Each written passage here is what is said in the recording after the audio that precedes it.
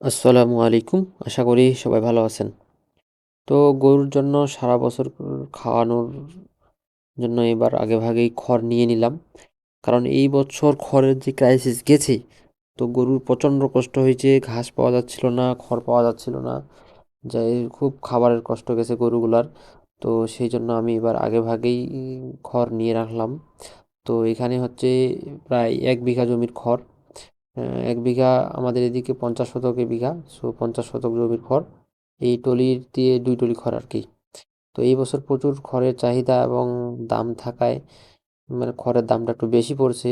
আমার এই ৫০ শতক জমির খড়ের দাম পড়ছে হচ্ছে ৩৫০০ টাকা এবং গাড়ি ভাড়া সহ প্রায় ৪,০০০ টাকা পড়ে গেছে।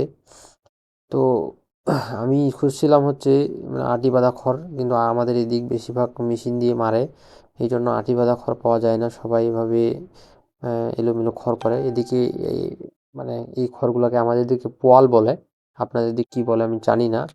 তো এই পোয়ালগুলো আমার মোটামুটি সব খরচ বাদ দিয়ে মোটামুটি ৪,০০০ টাকার মতো পড়ছে।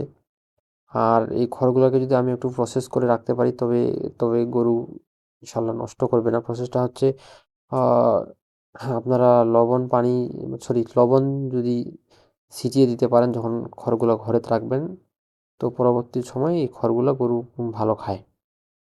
তো আজ এ পর্যন্তই। দেখা হবে পরবর্তী কোনো ভিডিওতে।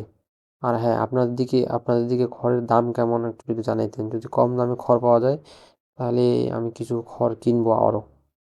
আসসালামু আলাইকুম।